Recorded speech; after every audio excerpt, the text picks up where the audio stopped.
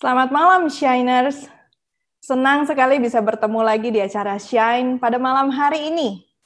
Walaupun kita sampai saat ini belum bisa bertemu secara tatap muka, secara langsung, tetapi saya bersyukur sekali malam hari ini kita bisa bertemu secara virtual. Semoga Shiner semua dalam kondisi sehat dan tentunya selalu dalam perlindungan Tuhan. Perkenalkan, nama saya Erliana Maria, salah satu pelayan di Shine Ministry Bandung yang dipercayakan menjadi moderator pada malam hari ini. Sebelum kita memulai, saya mau mengajak para Shiner semuanya untuk mari sama-sama kita masuk di dalam penyembahan. Kita mau masuk di dalam hadirat Tuhan. Biarkan seluruh pemikiran kita yang sudah sibuk sepanjang hari ini, kita bawa ke dalam hadirat Tuhan. Mungkin ada yang seharian udah penat sekali, mungkin ada yang seharian udah nggak sempat berdoa tadi pagi. Mari sama-sama saya mau mengajak setiap para Shiners yang ada, kita masuk di dalam hadirat Tuhan. Kita bawa hati dan seluruh pemikiran kita hanya tertuju kepada Dia.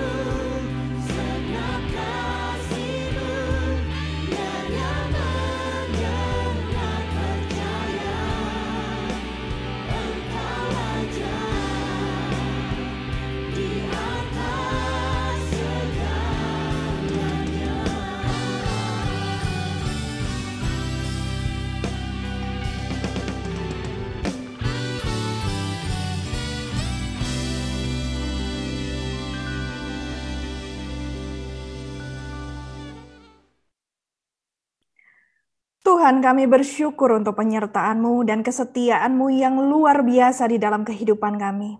Engkau yang selalu memberikan kekuatan baru di setiap langkah kami, sehingga kami tetap dapat berlari dan tidak menjadi lelah, berjalan dan tidak menjadi lesu.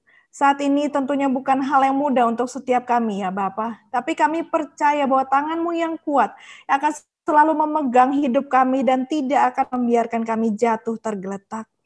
Kami menyerahkan seluruh beban, pemikiran, hati, perasaan kami hanya ke dalam tangan-Mu. Mari berbicaralah kepada kami melalui acara ini. Engkau yang mengurapi hamba-Mu yang akan berbicara, sehingga kami dapat mendapatkan kekuatan yang baru di dalam Tuhan. Dan biar Engkau yang memimpin acara hari ini dari awal hingga akhir, sehingga acara hari ini dapat berjalan dengan lancar. Terima kasih Bapak. Semua yang siap menerima firman Tuhan, katakan amin. Halo Shiners, saya percaya kita semua terberkati dengan penyembahan tadi. Dan Tuhan yang kuat itu yang memberikan kepada kita kekuatan yang baru, hati yang baru kembali. Sebelum memulai acara ini, izinkan saya untuk menyambut dan menyapa para Shiners dari seluruh Indonesia. Di antaranya ini sudah banyak sekali nih yang ikutan ya. Yang join, ada dari Fakfak. Halo para Shiners di Fakfak, ada dari Ambon, Samarinda, Medan, Kupang, Pangkal Pinang, Jakarta, Bekasi, dan tentunya Bandung. Halo Shiners semua, saya tidak menyangka ya antusiasnya begitu sangat luar biasa dari kota yang jauh pun saat ini ikut bergabung di acara pada malam hari ini. Tidak seperti biasanya, acara Shine hari ini diadakan lebih awal 1 jam, tetapi saya yakin tentunya ini tidak mengurangi antusiasme kita semua untuk mengikuti acara ini. Malam hari ini kita akan membahas tema yang sangat menarik, yaitu Am I okay? Are you okay? Di mana di masa pandemi ini menjadi salah satu topik yang sangat hangat di tengah-tengah para kaum perempuan, karena tentunya perempuan yang paling bingung di tengah-tengah ini karena banyak perubahan yang terjadi di dalam keluarga. Yang tadinya mungkin ibu rumah tangga harus membantu suami bisnisnya, yang tadinya anak aman-aman aja sekolah, sekarang harus membantu HBL di rumah, sekolah online, yang tadinya happy-happy kerja, tiba-tiba mungkin ada yang kena layoff. Ada banyak sekali perubahan yang terjadi di antara kita. Tetapi di tengah-tengah semuanya itu yang kita alami, masih sehatkah mental kita? Atau apakah ada depresi? Bahkan mungkin stres yang mulai menguasai jiwa kita. Bagaimana sih cara kita mengukur dan mengatasinya? Di acara Shine malam hari ini tentunya kita kedatangan pembicara yang luar biasa yang akan membahas hal ini. Beliau adalah seorang yang dipakai Tuhan luar biasa tentunya. Beliau melayani sebagai konselor, coach, dan juga mengajar sebagai dosen S2 Prodi Konseling di beberapa STT. Dan tak lupa juga beliau saat ini menjabat sebagai Vice Executive Director LK3. Luar biasa sekali ya. Beliau adalah Pastor Iliana Widodo MPDK. Dan beliau pun mendampingi suami Pastor Erwin Widodo, yaitu seorang lead pastor yang menggembalakan jemaat di GBI WTC OHCC Tangerang. Dan Shiner, setelah firman Tuhan nanti selesai disampaikan oleh Ibu Iliana, kita akan ada sesi Q&A. Jadi bagi para Shiners yang ingin bertanya kepada Ibu Iliana secara langsung, Shiners bisa langsung WA ke nomor hotline Shine Ministry Bandung di 0812 8155 0905. Saya ulangi di 0812 8199 0905. Semua pertanyaan nanti akan dijawab dan dirangkumkan secara langsung oleh Ibu Iliana. Semoga Shiner semuanya terberkati dengan acara hari ini, dan tanpa berlama-lama lagi, saya persilakan Ibu Iliana untuk hadir di tengah-tengah kita. Silakan, welcome Ibu Iliana. Sudah bisa terhubung dengan kami, Bu. Shalom, selamat malam. Terima kasih Ibu Erlin. Terima kasih untuk malam hari ini, sore hari ini. Shalom Shiners. Sangat bersukacita bertemu dengan Shiners pada malam hari ini. Kita akan sama-sama belajar. Sebelumnya saya bersyukur kepada Tuhan kalau kita bisa sama-sama berkumpul dan bersekutu. Walaupun secara online, tapi saya percaya Tuhan hadir di tengah-tengah kita. Terima kasih juga untuk GKPB Fajar Pengharapan Bandung yang memberikan kepercayaan kepada saya pada sore malam hari ini untuk saya boleh sharing untuk Bapak Ibu Gembala, Bapak Ibu Penatua, dan khususnya juga untuk Ibu Merlin yang menghubungi saya. Dan kita percaya bahwa Tuhan akan berbicara pada setiap kita dan menguatkan kita pada sore dan malam hari ini. Nah, hari-hari ini kita tahu bahwa setiap kita menghadapi situasi yang rasanya pasti nggak ada yang kita harapkan dan tidak pernah terpikirkan bahwa hari ini akan terjadi seperti saat ini. Bahkan kita juga belum mendapat kepastian sampai kapan situasi seperti ini terjadi dalam hidup kita, betul? Oleh sebab itu sangat penting untuk kita menjaga kehidupan kita. Karena di 1 Tesalonika 5 ayat 23 menuliskan, semoga Allah damai sejahtera menguduskan kamu seluruhnya. Semoga roh, jiwa, tubuhmu terpelihara sempurna dengan tak bercacat pada kedatangan Yesus Kristus Tuhan kita. Di hari-hari ini selain menjaga kesehatan tubuh kita, tentunya betapa pentingnya untuk kita menjaga kesehatan jiwa dan mental kita. Kalau saya boleh sapa teman-teman Shiners pada sore hari ini, how are you? Are you okay? Am I okay? Dan saya akan share screen. Kita akan belajar sama-sama topik pada sore hari ini dengan topik Am I okay?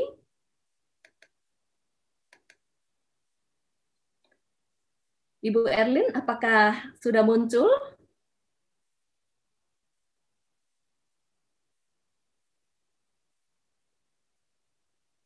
Sudah muncul, Bu. Oke. Dan sebelumnya kata orang kalau nggak kenal maka nggak sayang.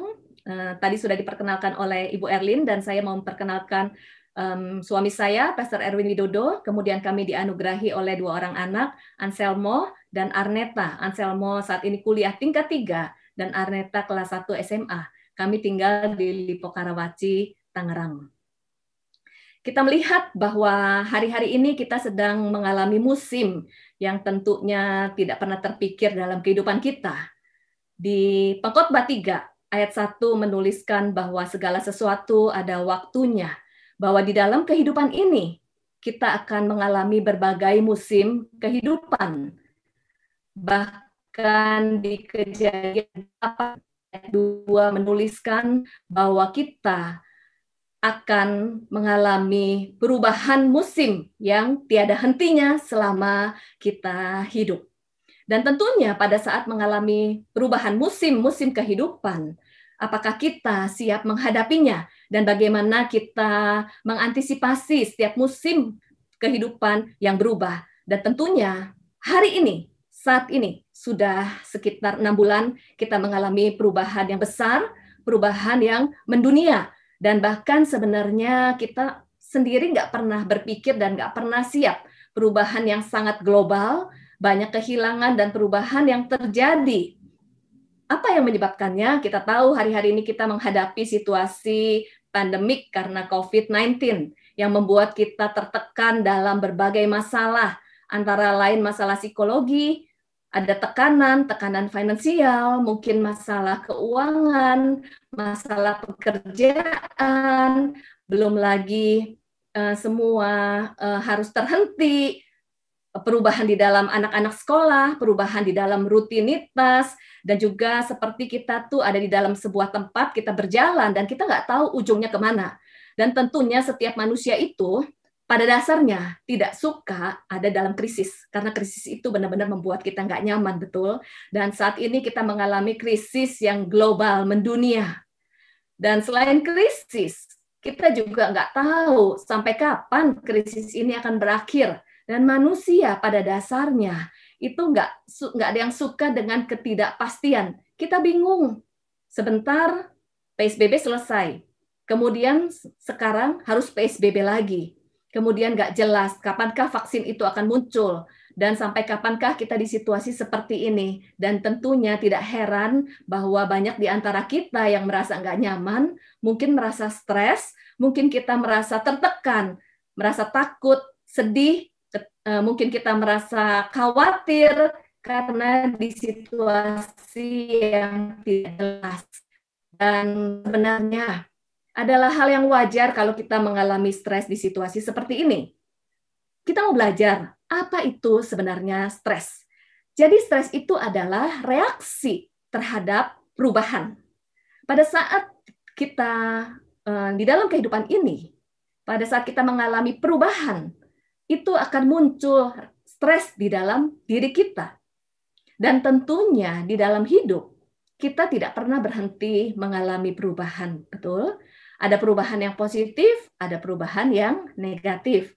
Sebagai contoh, perubahan positif yang ada adalah misalnya dari anak-anak, kemudian mulai masuk sekolah SMP, itu adalah perubahan dari masa anak-anak ke masa remaja. Dan perubahan itu menimbulkan pergolakan atau stres dalam diri anak remaja. Kemudian juga dari seseorang yang tadinya single, kemudian menikah, ini adalah perubahan dalam kehidupan. Dan tentunya dari single dan menikah, muncul sebuah stres, mulai berpikir, apa yang harus saya persiapkan? Bagaimana mempersiapkan pernikahan? Nanti kalau seandainya punya anak, apa yang harus saya persiapkan? Nah, ini sebenarnya adalah stres yang kita alami. Dan stres itu adalah hal yang wajar. Karena pada saat kita mengalami stres, itu ada tantangan baru dalam hidup kita, artinya kita belajar sesuatu yang baru, dan saat kita belajar sesuatu yang baru, kita naik level dalam kehidupan berikutnya. Justru kalau dalam hidup ini nggak ada stres, kita nih nggak ada semangat, nggak ada dorongan, nggak ada motivasi, nggak ada tantangan yang baru, dan kita menjadi sulit maju. Oleh sebab itu, stres itu dibutuhkan dalam hidup kita. Sekarang kita lihat perubahan apa saja yang terjadi. Dalam hidup ini, kita pasti akan mengalami berbagai musim kehidupan. Dari anak-anak, remaja, dewasa muda, kemudian memasuki kehidupan bekerja, pernikahan, kemudian anak-anak semakin dewasa, anak-anak menikah, dan kita semakin tua. Dan setiap mengalami perubahan kehidupan, masing-masing ada krisis yang dihadapi. Kenapa? Karena kita melakukan penyesuaian. Dan juga ada berbagai kejadian dalam hidup yang bisa menghasilkan stres dalam hidup kita. Ada pengalaman bad experience, pengalaman mungkin yang negatif, yang menyedihkan. Seperti kematian, perceraian, kehilangan. Tapi di sini juga ditulis bahwa pengalaman-pengalaman yang positif seperti rekreasi, pindah rumah, mendapat promosi pekerjaan yang baru, kemudian kegiatan sosial, kegiatan-kegiatan positif yang menjadi sebuah tantangan yang baru, itu juga memunculkan stres. Sehingga tidak perlu khawatir apabila kita mengalami stres. Bukan stres yang membuat kita menjadi lumpuh, tapi bagaimana kita menghadapi dan mengelola stres di dalam kehidupan kita. Dalam hidup ada pengalaman yang positif dan ada pengalaman yang negatif. Baik pengalaman yang positif dan negatif, ada reaksi stres as a human, hal yang netral, hal yang wajar di dalam kehidupan setiap manusia. Oleh sebab itu, kalau kita mau belajar bahwa ada healthy stress dan unhealthy stress, ada stres yang sehat dan ada stres yang tidak sehat. Bagaimana kita membedakan stres yang sehat dan tidak sehat, dan bagaimana kita bisa mengelola stres supaya pada saat kita mengalami stres, justru itu membawa pertumbuhan di dalam kehidupan kita dan bukan melumpuhkan. Kalau kita lihat di dalam Alkitab, ada beberapa tokoh-tokoh Alkitab yang mengalami stres, bahkan depresi. Sebagai contoh, Musa. Kemudian Daud. Kalau kita lihat dalam kitab Mazmur, berapa banyak Daud datang kepada Tuhan. Dan Daud berseru di masa-masa sulitnya. Ini kita melihat bahwa Daud mengalami situasi tekanan kehidupan. Sampai akhirnya dia berseru kepada Tuhan. Bahkan Daud juga berkata, Tuhan, sampai kapan mengalami hal-hal seperti ini? Kemudian juga kita lihat Ayub. Bahkan Ayub sampai sempat mengutuki hari kelahirannya karena mengalami tekanan di dalam kehidupan. Yeremia, bahkan Elia juga mengalami stres dalam hidupnya. Sehingga dalam hidup ini adalah hal yang wajar kita mengalami krisis, mengalami perubahan, mengalami tekanan, lalu kita mengalami stres. Tetapi pertanyaannya, bagaimana kita menghadapi dan mengelolanya? Sekarang kita akan melihat untuk mengenal stres level. Kalau kita lihat di area yang berwarna hijau, ini adalah posisi di mana kita tuh tidak ada stres atau tidak ada tantangan. Jadi kalau kita tidak ada tantangan, itu kita menjadi bosan, nggak bersemangat. Sebagai contoh, misalnya kita melakukan sesuatu yang baru. Waktu kita mau melakukan sesuatu yang baru, karena kita nggak pernah, kita itu tegang kan ya? Karena kita tegang, lalu kita belajar dan mempersiapkan dengan baik. Nah, ini adalah stres yang baik, supaya kita mempersiapkan diri dengan sebaik-baiknya, belajar sesuatu yang baru, lalu naik level. Dan hal itu dibutuhkan dalam hidup kita. Karena pada saat kita mengalami stres yang sehat dan cukup porsinya, kita menjadi kreatif. Muncul ide yang baru, kita belajar yang baru. Pernah dengar The Power of Kepepet? Waktu kepepet semua ide muncul. Nah, disitulah sebenarnya karena stres. Ada hal-hal yang baru muncul di dalam ide, kita menjadi kreatif. Kemudian ada optimum stres.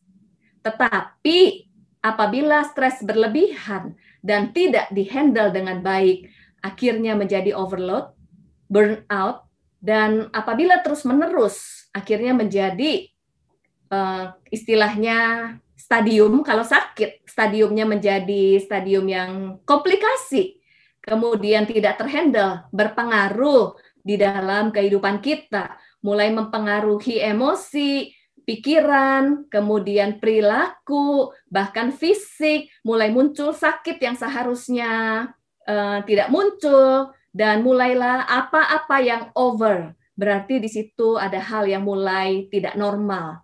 Oleh sebab itu, lebih baik kita mengelola diri kita dengan baik supaya kita tidak menjadi semakin memburuk situasi kita. Sehingga ada yang membedakan antara stres dan depresi atau situasi mental yang mulai menjelang ke gangguan jiwa ataupun tanda kutip abnormal. Apabila stres tidak dihandle, kemudian menumpuk terus-menerus, dan semakin lama kita tuh kondisinya semakin tegang, dan kemudian kita juga semakin lama semakin nggak nyaman, emosi kita mulai terganggu, pikiran kita terganggu, kita mulai nggak bisa tidur, kita nggak bisa makan, relasi terganggu, kemudian fisik kita mulai terganggu, dan kita mulai tidak bisa hidup normal. Disitulah sebenarnya sudah mulai warning. Mungkin ini sudah alarm 3 buat kita dan sangat-sangat butuh pertolongan. Tetapi kita bisa mengatasinya dengan kita menghandle stres atau masalah yang kita hadapi saat ini supaya tidak berkepanjangan. Am I okay? Pertanyaannya, oleh sebab itu, apabila hari-hari ini kita mengalami stres, it's okay to not be okay. Karena kita sedang mengalami krisis dan mengalami penyesuaian hidup. Bagaimana kita menghadapinya? Kita mau belajar sama-sama sore hari ini. 1 Tesalonika 5 ayat 23. Yuk, supaya roh, jiwa, tubuh kita termaintain, terpelihara dengan baik walaupun di situasi yang kelihatannya tidak baik pada saat ini. How to cope with stress? Bagaimana cara kita mengelola stres dengan cara yang sehat? Kalau topik hari ini, am I okay? Saya mau mengambil bagaimana cara kita mengelola stres dari kata am I okay? A, amati dan akui. M, manage. I, identifikasi. O, olah diri. K, koneksi. A, antisipasi dan adaptasi. Y, yakin. A, yang pertama adalah amati dan akui. Apabila kita mengalami masalah dalam kehidupan, alangkah baiknya kita mengenali diri kita.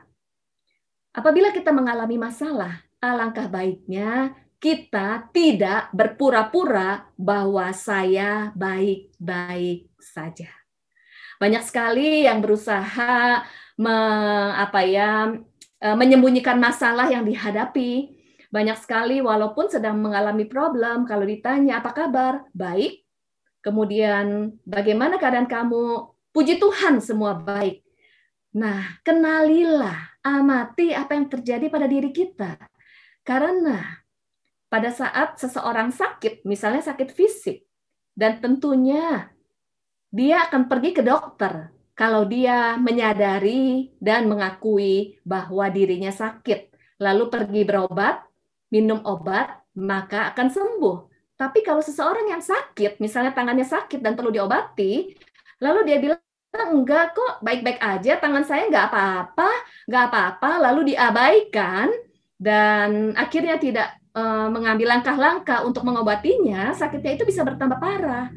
Itu juga yang perlu kita perhatikan dalam kondisi jiwa atau mental kita. Amati kapan kita merasa sedih, kapan kita merasa kecewa, kapan kita merasa takut, kapan kita merasa cemas, kapan kita mulai merasa tidak nyaman. Jadi it's okay to not be okay. Kenapa? Karena pada saat kita merasa kecewa, takut, cemas, tidak nyaman, khawatir, berarti ada satu isu di dalam kehidupan kita yang perlu dikelola dan perlu di-manage, atau mungkin ada masalah yang perlu diselesaikan, tapi seringkali karena kita abaikan, jadi semuanya menumpuk. Kalau semakin lama semakin menumpuk tanpa solusi, kita semakin tegang, dan pada saat kita semakin tegang, mulailah kita mengalami gangguan di emosi, di pikiran kita, dan itu akan mempengaruhi semakin mempengaruhi hal-hal aspek lainnya dalam kehidupan kita. Jadi yang pertama, amati. Tuhan memberikan alarm. Waktu kita mulai merasa tidak nyaman, akui, oke, saat ini saya kondisi tidak baik dan saya mau mengelola atau menghandle-nya. Sesudah amati. Bagaimana kita memanage? Untuk mengamati kita lihat ciri-ciri. Amati emosi kita. Amati apakah pikiran kita mulai terganggu. Amati apakah relasi kita mulai sering konflik. Jadi sesuatu yang mulai tidak sehat. Misalnya sering konflik, kemudian marah-marah berlebihan, fisik kita mulai nggak nyaman, atau mungkin spiritual kita mulai mungkin patah pengharapan, merasa frustasi. Amati. Lalu mulailah kita mengelola, menghandle, atau memanage-nya. Manage. Nah, ada berbagai macam cara kita memanage masalah yang kita hadapi atau stres yang kita hadapi. Ada 4M. M yang pertama itu adalah seringkali kita memendam apa yang kita alami. Memendam masalah, memendam emosi, memendam kekhawatiran, apapun yang terjadi lalu dipendam. Dan berpikir kalau dipendam, itu nanti akan lewat, berlalu begitu saja, nanti toh juga akan lewat, semua akan baik-baik saja.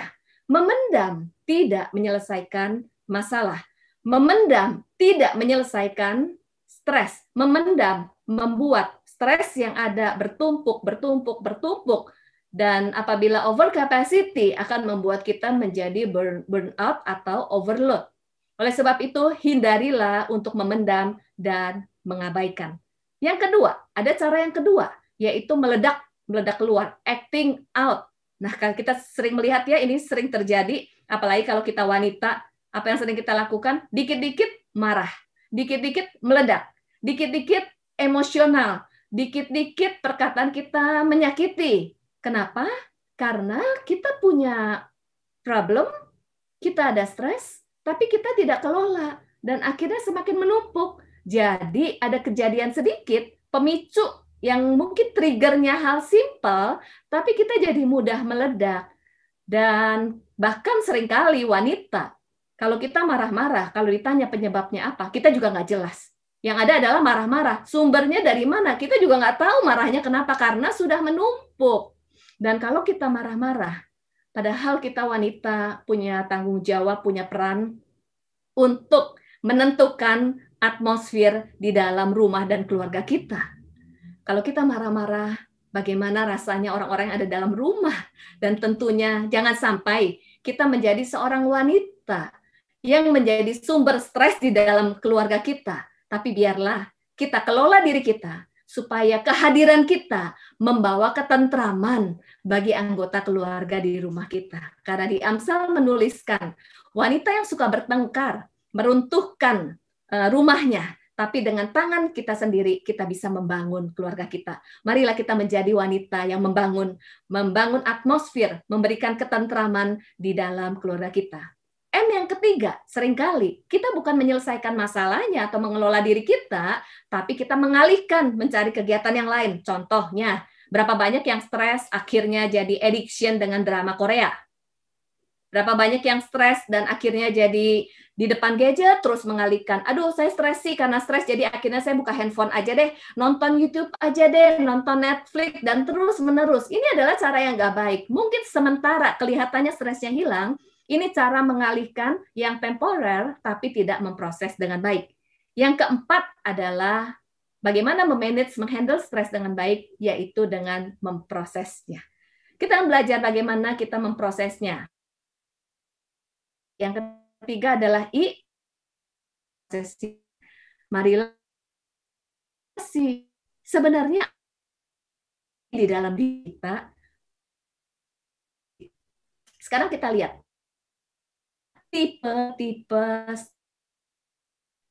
tipe stres yang pertama, critical stress.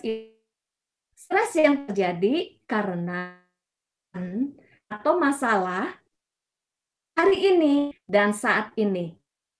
Kehilangan pekerjaan, misalnya rutinitas, misal mungkin kehilangan pertemuan dengan kehilangan ibadah dan kangen, mungkin ada Nah, ini adalah stres, masalah dan situasi.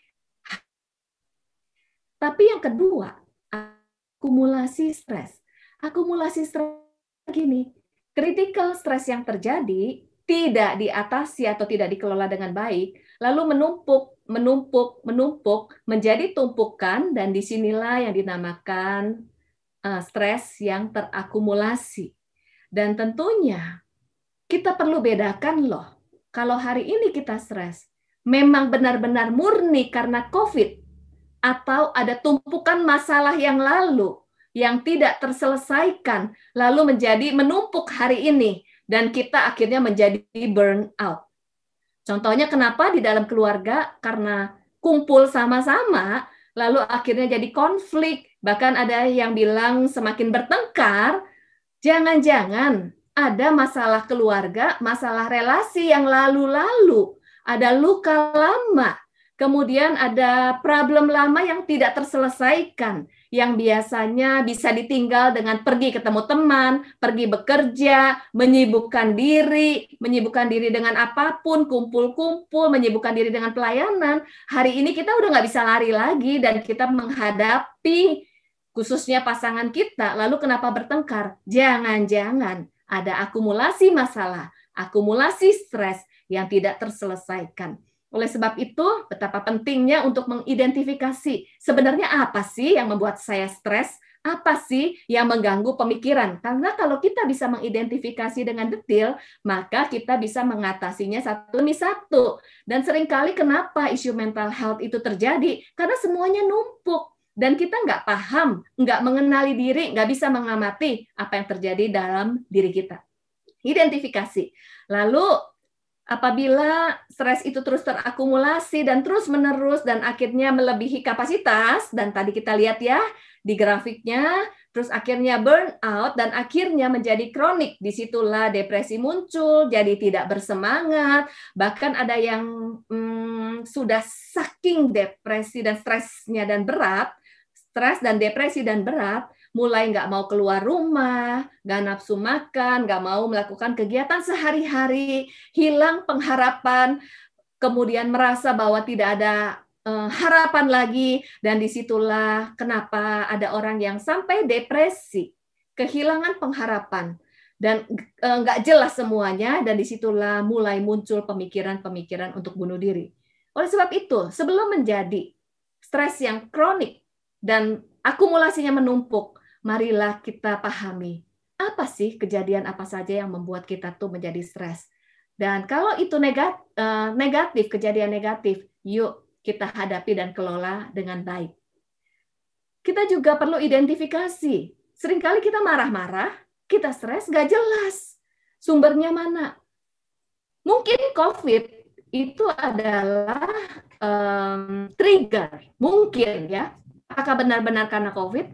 Atau ada masalah pribadi yang belum terselesaikan, masalah pribadi mungkin ada kekecewaan, ada harapan yang tidak terpenuhi, kemudian mungkin ada relasi yang konflik sebenarnya, atau memang benar karena pekerjaan, atau karena keuangan yang menipis. Oke, misalnya karena pekerjaan. Lalu apa yang dikhawatirkan? Oke, karena pekerjaan, misalnya pekerjaan terhenti, lalu keuangan menipis. Apa yang dikhawatirkan? Masa depankah?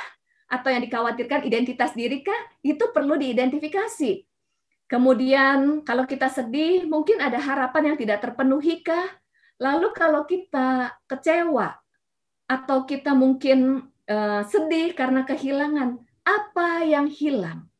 Apakah kehilangan karena hilang bertemu dengan teman-teman, hilang bertemu dengan teman-teman di gereja, kehilangan pelayanan, atau kehilangan kehilangan kegiatan rutin, atau kehilangan identitas diri?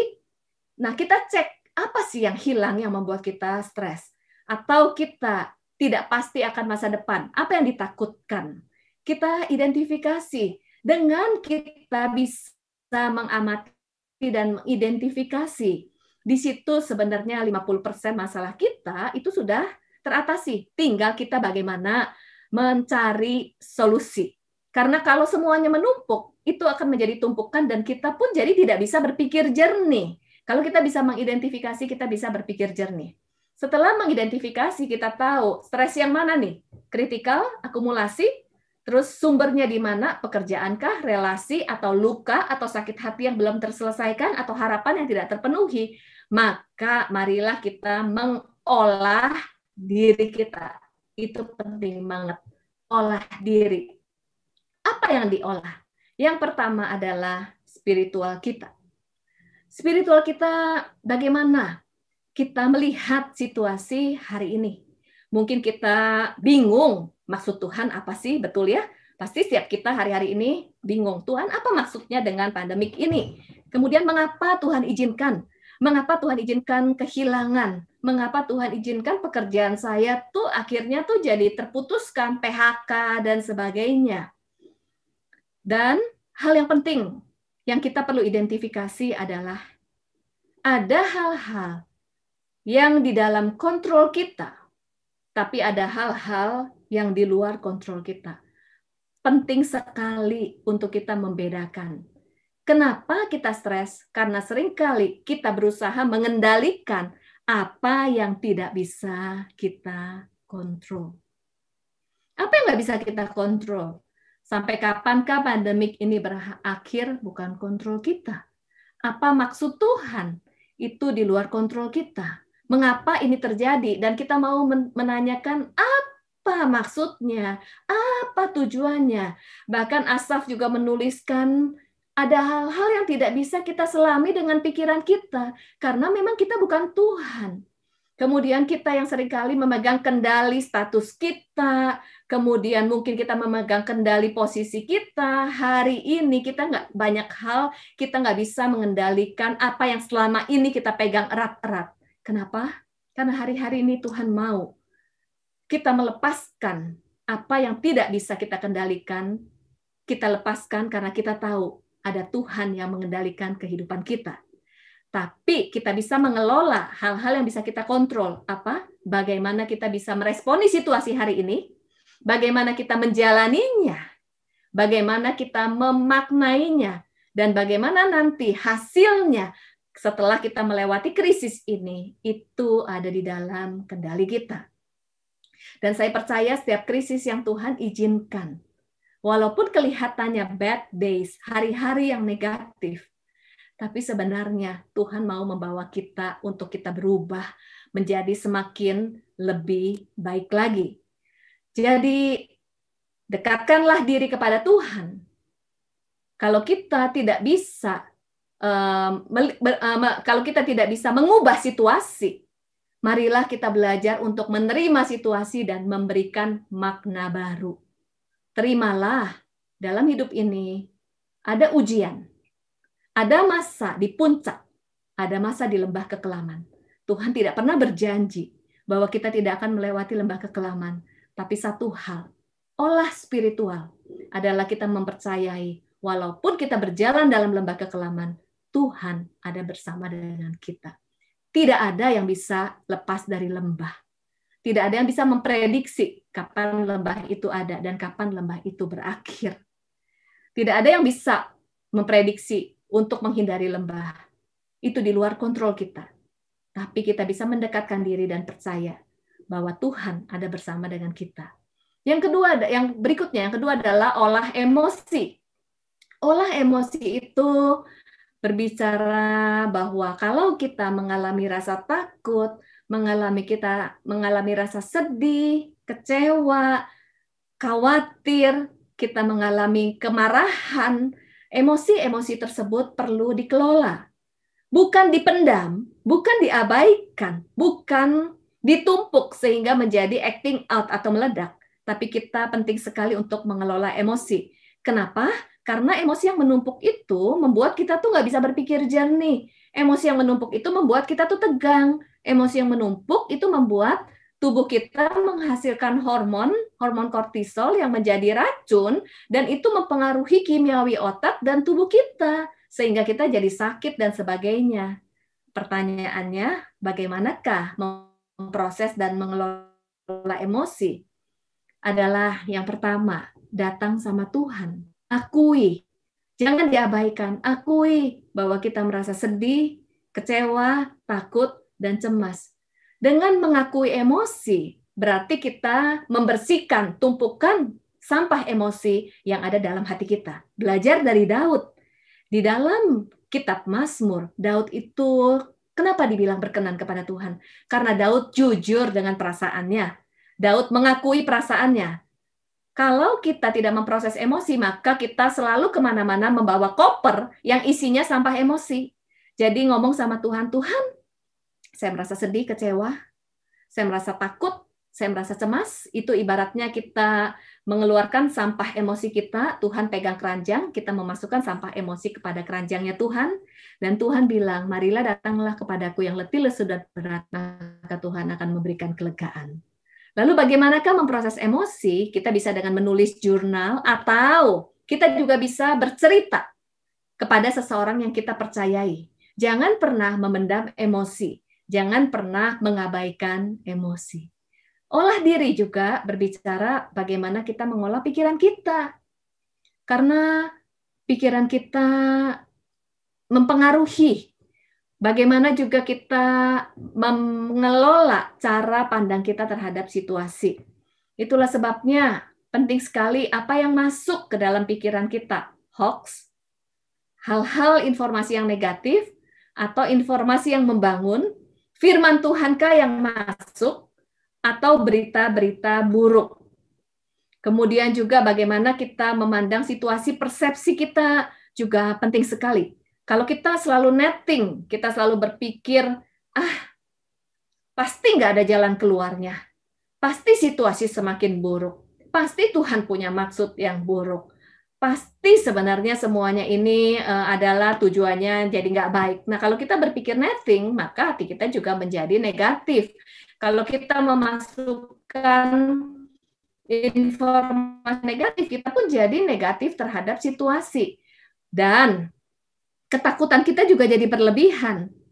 Yang tadinya kita perlu waspada, ini akhirnya kita jadi takut terhadap imajinasi kita karena informasi-informasi yang negatif.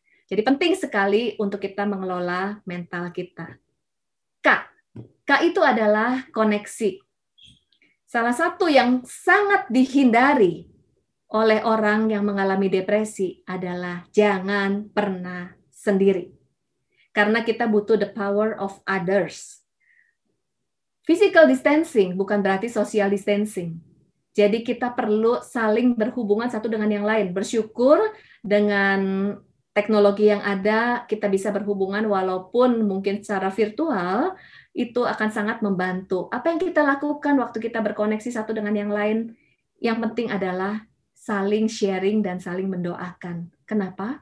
Waktu kita bercerita apa yang kita alami, waktu kita saling sharing, itu sebenarnya kita sedang mengolah emosi, tumpukan sampah emosi negatif yang di hati kita. Bahkan, saya mau sharing, waktu saya belajar trauma healing, kapankah seseorang itu sembuh dan pulih dari trauma?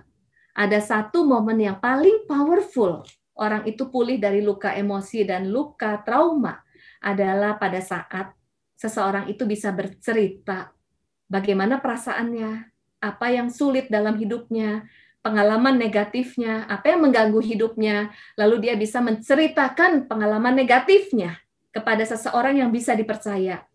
Disitulah dia mengalami kesembuhan. Oleh sebab itu, jangan pernah sendiri. Jangan pernah malu mencari bantuan. Jangan pernah memendam perasaan, tapi salinglah berbagi. Disitulah Tuhan menciptakan kita butuh the power of others. Kita butuh saudara seiman untuk saling menguatkan. Menguatkan dalam keluarga, dalam komunitas yang sehat, menguatkan dalam gereja, meminimalkan lingkungan yang berkontribusi kepada depresi, hindari lingkungan yang buruk, dan melalui koneksi kita belajar satu dengan yang lain. A adalah antisipasi dan adaptasi. Tentunya di hari-hari ini kita tetap perlu menjaga kesehatan, antisipasi.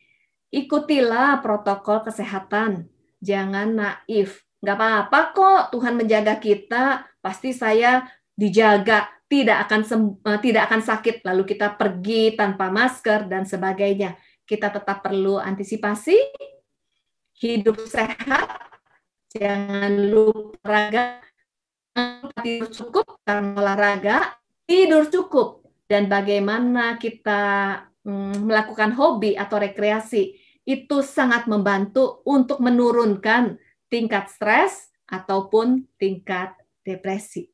Lalu belajarlah untuk adaptasi. Kenapa seseorang bisa menjadi depresi? Karena dia tidak bisa menerima hal-hal yang tidak bisa diubah. Tapi pada saat kita bisa menerima, accept, lalu kita mulai adaptasi, sebenarnya saat kita beradaptasi, itu sebenarnya kita mengalami pertumbuhan. Kita mengalami hal-hal yang baru di dalam kehidupan kita. Kita memasuki the new normal, next normal. Sebenarnya Tuhan sedang membawa kita untuk memasuki level yang baru. Ada hal-hal yang baru, mungkin pekerjaan baru, mungkin Tuhan membukakan ide yang baru, mungkin Tuhan membukakan hal-hal yang tidak pernah kita pikirkan, mungkin ini juga masa di mana pada saat kita mengevaluasi diri kita menemukan hal-hal yang perlu kita perbaiki dalam hidup kita, mungkin ada relasi yang perlu diperbaiki, kita beradaptasi dengan keadaan dan kita ada pertumbuhan. Disitulah, walaupun kita mengalami krisis, mari kita berdoa seperti ini. Kalau saya mengalami krisis, saya berdoa, Tuhan, krisis boleh datang, tapi biarlah pada saat saya melewati krisis, saya bisa beradaptasi, saya menjadi Ili yang berbeda dari hari kemarin. Biarlah waktu kita melewati masa COVID ini, walaupun kita tertekan, mungkin walaupun itu sulit, tapi Tuhan sedang mengerjakan sesuatu yang baru. Waktu kita bisa beradaptasi melewatinya, kita menjadi pribadi yang baru. Sesuaikan schedule kita. Bangun rutinitas yang baru. Dan Y, yang terakhir adalah yakin. Yakinlah bahwa ini akan berlalu. Entah kapan, tapi yakinlah kita berjalan bersama dengan Tuhan. Tuhan menyertai setiap kita, walaupun melewati krisis, yakinlah ada kesempatan yang Tuhan bukakan.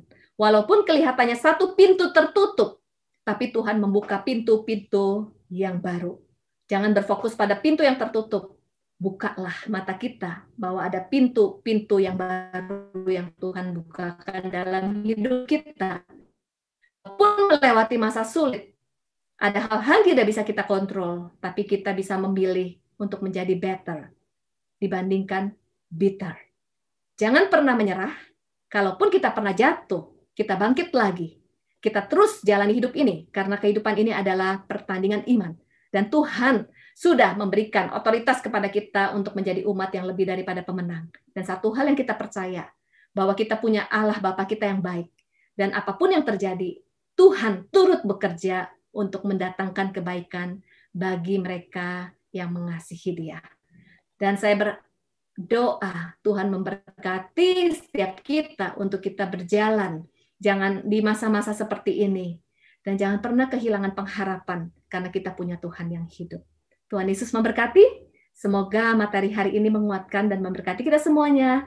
Dan saya serahkan kepada moderator kita untuk acara selanjutnya. Tuhan Yesus memberkati. Silakan Ibu Erlin. Baik, Ibu Iliana. Shiners, sungguh luar biasa ya firman Tuhan yang disampaikan oleh Ibu Iliana tadi. Saya pribadi merasa sangat terberkati dengan khotbah Ibu Iliana. Saya baru tahu, Bu, bahwa stres itu tidak selamanya negatif ya. Ada stres yang healthy dan unhealthy. Dan ternyata stres itu harus di-manage, diproses dengan baik secara spiritual, emosi, pikiran, tetap terkoneksi dengan orang lain, sampai stres tersebut itu bisa berubah menjadi suatu pelajaran yang penting untuk hidup kita dan membuat kita bertumbuh tentunya. Thank you, Ibu Iliana. Saya percaya kita semua terberkati dan dikuatkan melalui firman Tuhan tadi. Bagi yang masih ingin bertanya, sekali lagi kami informasikan dapat langsung mengirimkan pertanyaan ke nomor hotline Shine Ministry Bandung di 0812-8155-0905. Dan sekarang ini sudah banyak sekali antrian pertanyaan yang masuk ke hotline kami, tetapi kami akan coba menampilkan pertanyaan tersebut satu persatu. Pertanyaan yang pertama ini, Ibu Iliana. Bagaimana cara menghilangkan depresi? Karena saat ini saya sedang mengalami depresi, rasanya ingin mati dan tidak ada semangat hidup. Silakan Ibu Iliana. Oke, terima kasih untuk pertanyaannya dan terima kasih juga untuk partisipasinya.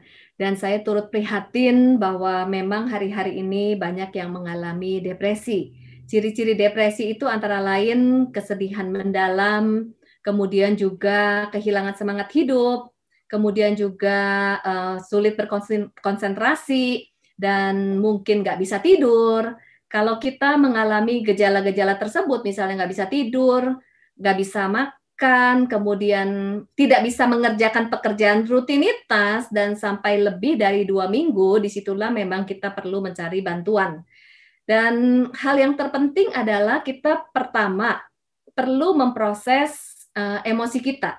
Memproses emosi itu dalam arti kenapa bisa depresi? Karena sebenarnya itu terjadi tumpukan emosi yang sampai over capacity. Mungkin saya kasih contoh, saya senang sekali pakai ilustrasi ini, bahwa ini adalah tangki hati kita. Pada saat kita mengalami berbagai pengalaman negatif dalam hidup, maka sampah-sampah emosi negatif ini menumpuk. Dan karena tidak pernah diproses, semakin menumpuk, dan akhirnya menjadi depresi. Jadi yang pertama adalah carilah bantuan, cari teman untuk menceritakan apa yang dialami. Karena pada saat kita bercerita, itu sebenarnya kita memproses emosi.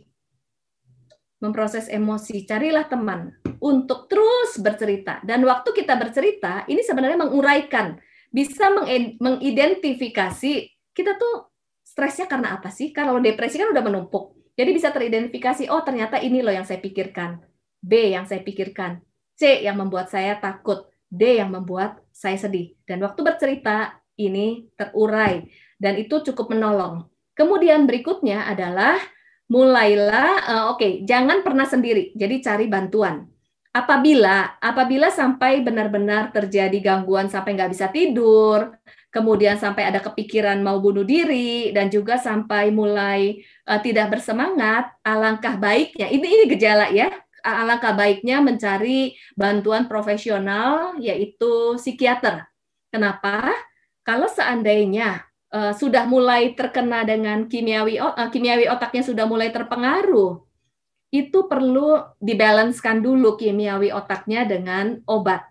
Jadi jangan ragu untuk pergi ke psikiater untuk membalancing kimiawi otak. seandainya itu terus-menerus mengganggu sampai 2 minggu lebih dan membuat kita tuh tidak bisa melakukan kegiatan sehari-hari. Tapi kalau misalnya tidak sampai seperti itu, kita butuh cari teman untuk bercerita atau bantuan konselor. Lalu kembali lagi tetap belajar melihat cara pandang terhadap situasi. Biasanya seseorang yang depresi itu melihat situasi sudah negatif. Setelah memproses emosi, melihatlah apa makna di kejadian-kejadian yang mungkin yang negatif yang Tuhan izinkan dalam kehidupan kita. Menemukan makna. Biasanya sulit menemukan makna waktu belum memproses emosi. Jadi penting sekali untuk memproses emosi. Dan sekali lagi jangan pernah sendiri. Lalu semakin depresi, semakin males ngapa-ngapain, tapi disitulah kita perlu mengusahakan untuk olahraga, keluar rumahnya bukan jalan-jalan ya, terkena sinar matahari, dan terus jaga makan makanan sehat. Dan dengan kegiatan-kegiatan tersebut, itu akan mengurangi depresi, tingkat depresi. Mungkin itu yang saya bisa sharingkan, semoga membantu ya. Dilihat ciri-cirinya ya, apakah sudah over atau masih bisa ditangani. Oke, semoga membantu. Ya, baik Ibu Iliana. Ternyata depresi itu memang harus diolah ya Bu ya, diidentifikasi terlebih dahulu apakah sudah tingkatannya sampai mana, dan akhirnya setelah kita identifikasi baru kita bisa mengolah ya Bu ya. Thank you Ibu Iliana untuk jawabannya. Dan sekarang kita masuk ke pertanyaan yang nomor 2 Bu. Yang nomor 2 pertanyaannya, bagaimana cara mengalihkan stres unhealthy menjadi stres yang healthy? Bolehkah Ibu memberikan tips praktisnya? Silakan Bu Iliana. Oke. Stress unhealthy menjadi healthy. Sebagai contoh, misalnya saya ini mau ujian. Saya mau ujian. Lalu saya takut gagal. Kemudian saya kepikiran, aduh nanti saya gagal gimana ya? Mulailah saya kepikiran, aduh kalau saya gagal nanti saya nggak ujian ini gagal, nanti saya nggak naik tingkat. Kemudian saya mulai kepikiran yang lain lagi, nanti apa kata orang tua? Nanti mulai kepikiran lagi, nanti masa depan saya oke apa tidak? Ini kan yang stresnya nih udah mulai bertumpuk nih dengan pikiran-pikiran yang berlebihan. Kemudian ini sudah mulai tidak sehat. Padahal takut gagal itu wajar, karena gini, emosi takut itu diberikan Tuhan untuk kita bisa waspada dan kita bisa antisipasi. Contohnya kalau kita menyeberang jalan, karena kita waspada supaya tidak tertabrak, jadi kita berjaga-jaga, itu kan perlu ya. Kemudian kalau kita takut gagal, akhirnya jadinya kita belajar dengan baik. Ini stres dengan rasa takut gagal memicu kita untuk belajar dan mempersiapkan diri lebih baik. Kalau sudah mulai berlebihan, kita perlu pahami, identifikasi, amati. Wah, ini udah berlebihan nih. Udah mulai burn out nih. Identifikasi yang membuat berlebihan apanya? Oke, takut gagal. Betul takut gagal, tapi identifikasi yang membuat berlebihan adalah takutnya sudah mulai macam-macam. Kalau gagal apa yang terjadi? Kalau ini apa yang terjadi? Jadi masa depan sudah mulai ditakutkan, padahal belum tentu terjadi. Lalu mulailah dikelola. Oke, karena takut gagal, lebih baik saya menggunakan ketakutan ini untuk belajar dengan sebaik-baiknya. Lalu diolah lagi. Kalau gagal sebenarnya emang kenapa sih? Ya sih, bicara pada diri sendiri penting sekali. Seperti Daud bicara pada diri sendiri, bangkitlah hai jiwaku, gitu ya. Oke, kalau gagal, bukankah ini sebenarnya satu kesempatan? Nanti akan belajar lebih baik lagi. Kalau gagal, bukan berarti masa depan itu buruk, karena pasti ada kesempatan yang berikutnya.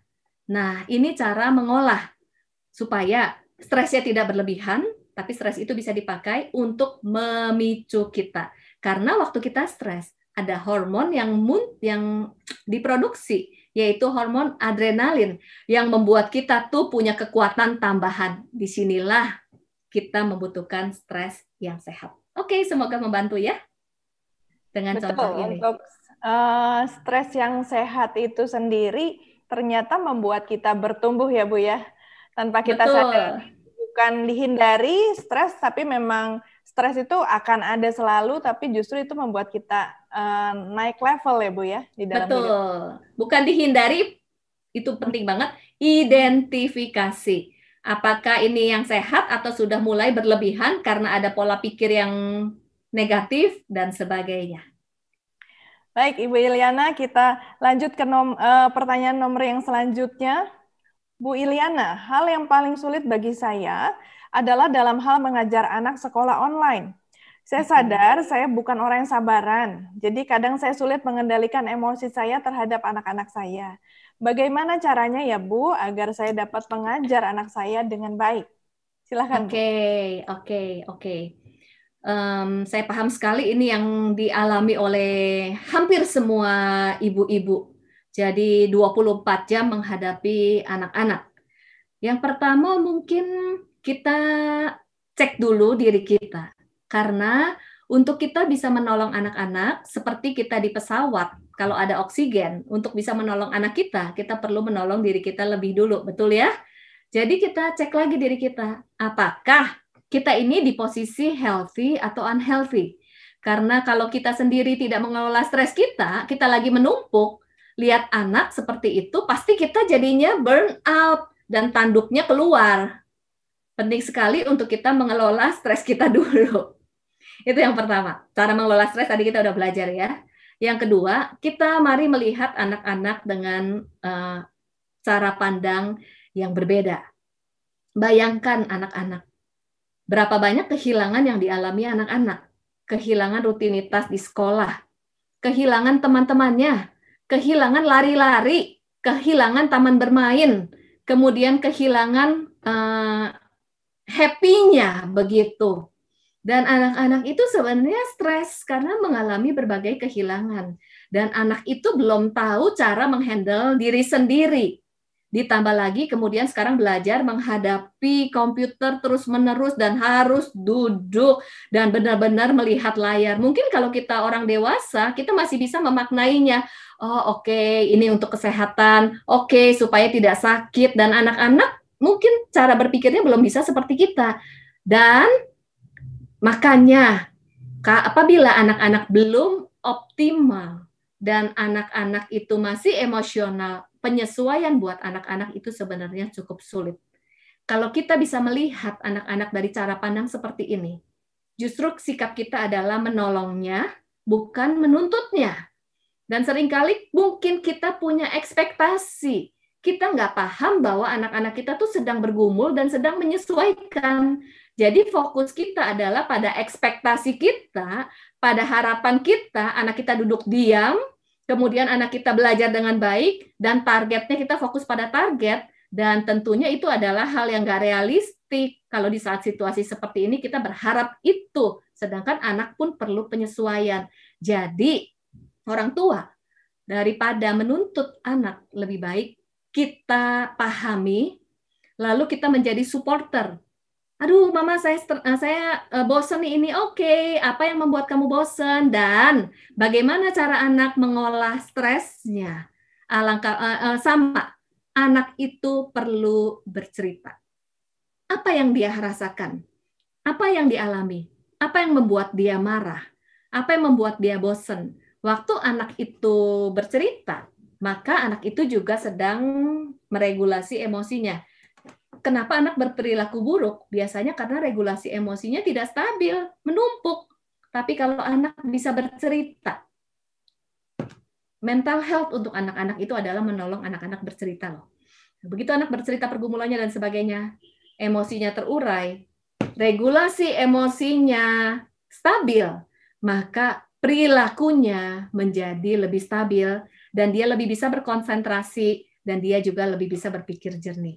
Jadi mari kita sebagai orang tua jadilah supporter anak, bantu anak untuk bercerita, dan kalau anak bisa mengatasi penyesuaiannya, maka dia akan menjadi lebih baik lagi. Tapi bayangkan anak udah stres di rumah, akhirnya dengan tuntutan, terus kita sebagai mama menambah stresnya, jadi tambah stres. Dan masa COVID ini menjadi masa yang buruk buat anak-anak. Tapi kita bisa mengubah masa COVID ini adalah kesempatan untuk kita boleh saling menopang, bisa saling mendekatkan diri satu dengan yang lain. Walaupun target tidak seperti yang diharapkan, tapi kita menikmati It's okay to not be okay. Jalani sama-sama dan saling mensupport. Semoga ini membantu ya.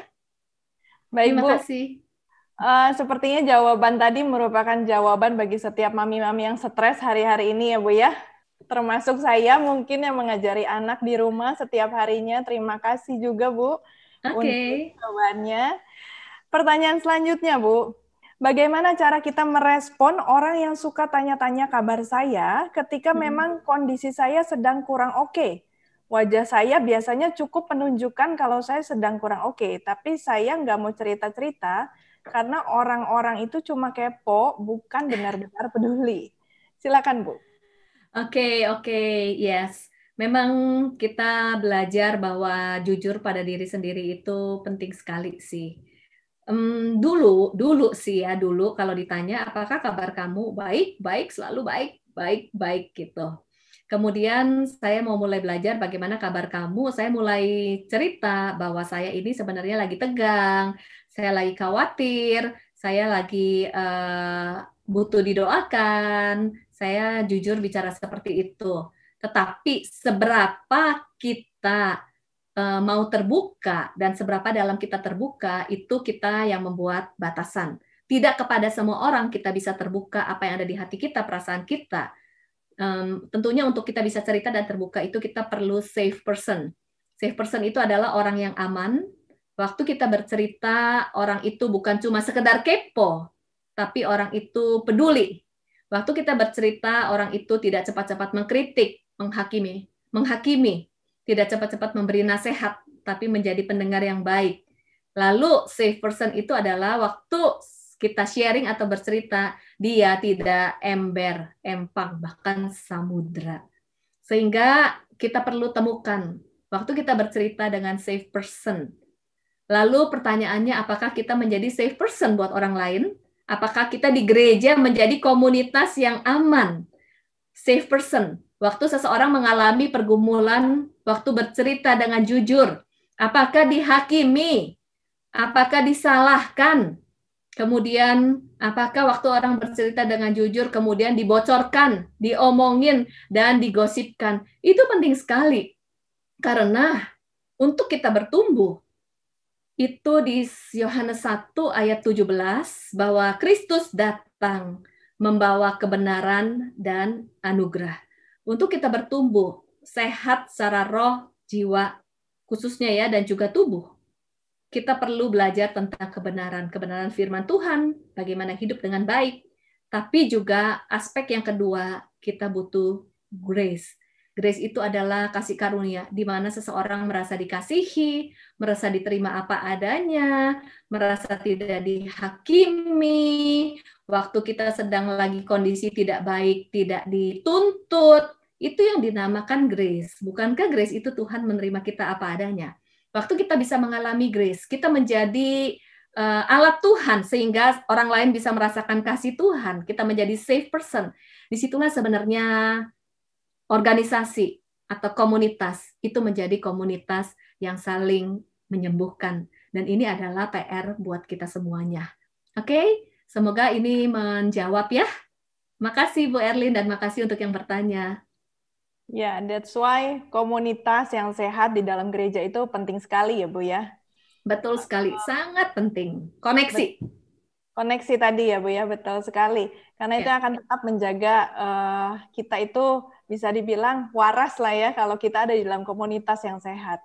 Itu betul sekali. Jangan pernah sendiri. Betul sekali, jangan pernah sendiri.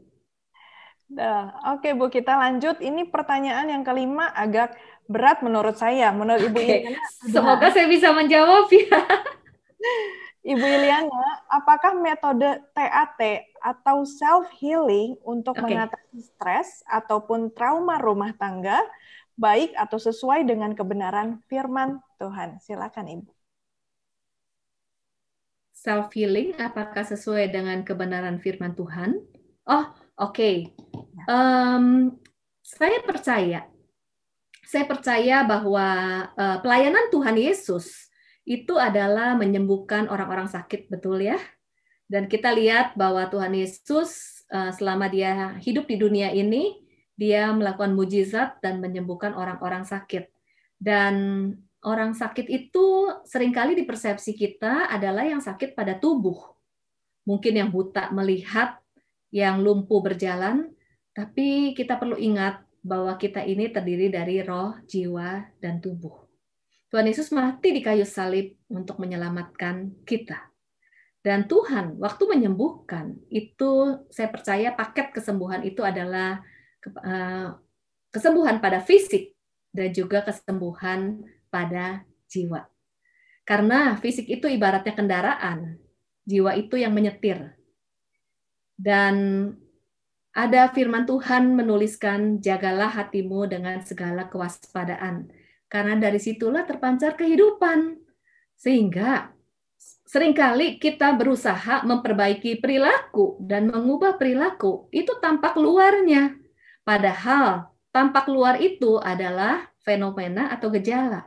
Apa yang tampak luar dari perkataan, itu dari hati, dari emosi kita, cara berpikir kita, dari kehendak kita. Bahkan di firman Tuhan di Matius, Markus menuliskan bagaimana cara kita berpikir, percabulan, pencurian, dan sebagainya, itu semua muncul dari hati. Jadi betapa pentingnya untuk kita menjaga hati. Bagaimana menjaga hati? Salah satunya apakah ada luka yang belum terselesaikan, kemudian apakah ada emosi, sampah emosi yang belum diproses, kemudian juga bagaimanakah pola pikir kita, apakah pola pikir kita tuh netting itu virus pada pikiran loh, perlu diperbaiki. Bukankah firman Tuhan menuliskan kita perlu memperbaharui pikiran kita, betul? Dan coba di situ juga ada firman Tuhan tentang tanah yang berduri, kemudian tanah yang penuh semak belukar, dan tanah yang subur. Tanah itu di firman Tuhan dituliskan tanah itu ibarat hati. Jadi Tuhan itu, firman Tuhan itu bisa bertumbuh di hati yang subur. Pertanyaannya, apakah hati kita penuh dengan sampah emosi, penuh dengan luka? Kenapa Tuhan mau melakukan sesuatu yang baru kita sulit mengalami terobosan? Jangan-jangan kapasitas hati kita penuh dengan sampah emosi. Disitulah pentingnya self-healing. Dan kalau kita lihat beberapa contoh di dalam Alkitab, beberapa tokoh-tokoh Alkitab yang tidak pulih dari lukanya, itu mempengaruhi bagaimana kepemimpinannya dan bagaimana pengambilan keputusannya. Jadi penting sekali untuk kita pulih dan istilahnya apa ya, mengalami self-healing. Semoga ini membantu ya. Baik, Ibu Iliana, self-healing itu ternyata memang akan bisa kita hadapi kalau kita itu bisa dibilang kalau kita dekat dengan Tuhan dan menghidupi firman Tuhan tersebut ya Bu ya. Karena sebetulnya firman Tuhan itu menjadi kesembuhan tersendiri bagi hidup kita. Menjadi obat. Oke. Ini pun ada pertanyaan yang berat, Bu. Pertanyaan selanjutnya masih berat. Semoga saya bisa menjawab ya. Berat. Oke. Terima kasih loh untuk partisipasinya. Ya, Bu. Ibu Iliana, bagaimana cara agar kita bisa menghadapi trauma abandonment issue? Trauma abandonment issue. Karena seringkali rasanya lebih ingin melarikan diri atau freeze mode kalau ada situasi di mana kemungkinan terjadi penolakan atau usaha yang kemungkinan gagal. Silakan Bu Iliana. Oke. Ya, ini menarik sekali. Tanpa disadari bagaimana kita hari ini sebenarnya ada pengaruhnya dari bagaimana kita tuh dibesarkan. Dan bagaimana kita hari ini itu juga terpengaruh bagaimana tuh kita mungkin mengalami luka dan mengalami trauma. Dan setiap kita itu tidak ada yang imun, yang tidak punya luka atau luka emosi. Karena kita dibesarkan dari keluarga yang tidak sempurna. Tujuan saya sharing ini bukan untuk menyalahkan orang tua atau menyalahkan keluarga. Tapi kita memahami bahwa seringkali orang tua itu mau melakukan hal yang baik, tapi karena caranya tidak tahu, jadi anak itu terluka. Sehingga berapa banyak di antara kita mengalami luka-luka emosi. Selain dari pola asuh, juga dari lingkungan, entah dari di sekolah, ataupun dari kejadian yang tidak kita inginkan.